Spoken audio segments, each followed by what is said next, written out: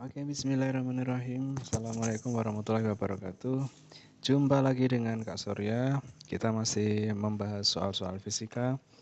Kali ini kita masih membahas tentang soal suhu dan kalor.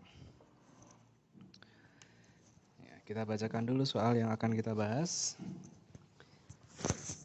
Sebuah jendela kaca yang memiliki ukuran 200 cm kali 150 cm dan tebal 6 mm bersuhu 30 derajat Celcius pada permukaan luarnya.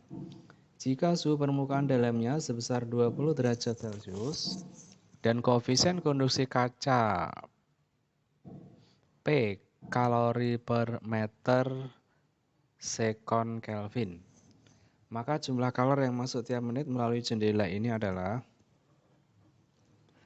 Nah, di sini berarti masih tentang perambatan kalor berupa konduksi ya, karena dia kalornya merambat melalui benda padat, dalam hal ini adalah kaca ya.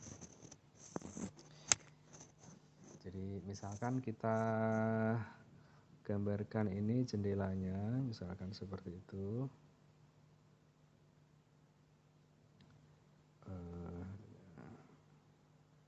Misalkan seperti ini, katakanlah gitu ya.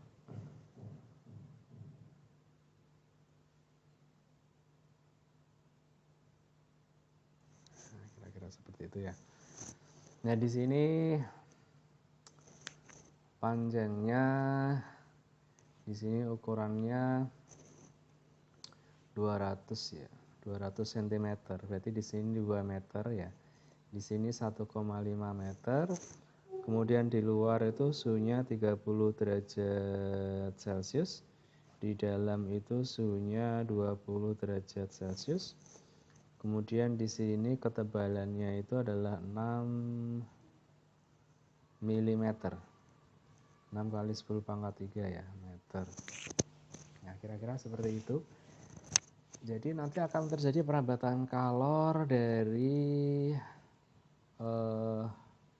luar ke dalam gitu ya, melewati medium kaca ya, karena dia adalah benda padat atau dia ya berupa benda padat, maka aliran kalor ini merambat melewati kaca ini, benda padat ini, berarti dia merupakan aliran kalor konduksi karena mediumnya hanya merambatkan kalor, tidak ikut mengalir.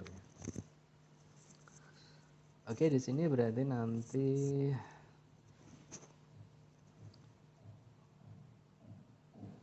kita tulis dulu nih, misalkan apa saja yang diketahui A-nya ya. A-nya itu berarti 2 dikaliin 1,5 gitu ya. Nanti satuannya adalah di dalam meter persegi ya. Kemudian panjangnya di sini adalah 6 kali 10 pangkat min 3 mm. Jadi panjang dari pengantar ini adalah ketebalannya. Kemudian koefisien konduksi kacanya adalah P. Sedangkan delta T-nya adalah berarti 30 derajat dikurangi 20 derajat ya, sama dengan 10 derajat ya, dalam satuan Celcius ya. Oke, di sini adalah satuannya kalori per meter sekon Kelvin. Nah, kita disuruh mencari jumlah kalori yang mengalir setiap menit. Berarti kalau kita pakai rumus Q per T itu kan sama dengan K dikaliin A dikaliin delta T per L gitu ya. Nah, di sini berarti kalau kita mau cari Q berarti sama dengan K dikaliin A delta T per L dikaliin sama T gitu ya. Nah, T-nya di situ adalah 1 menit atau 60 sekon.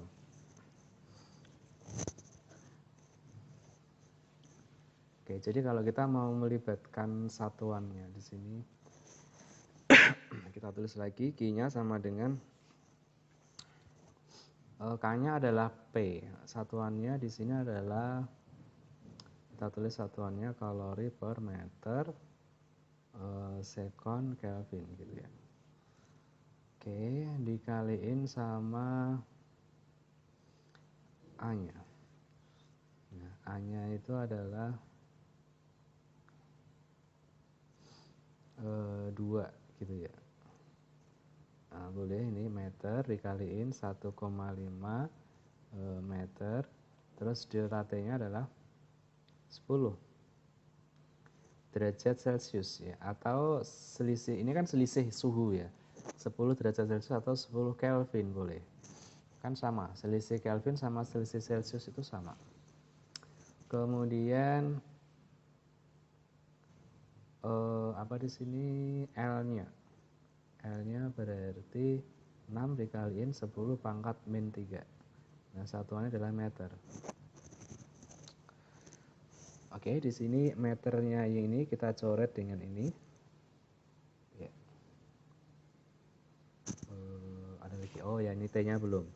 Ini dikaliin sama 60, kan 1 menit ya, berarti 60 sekon. Nah. Oke.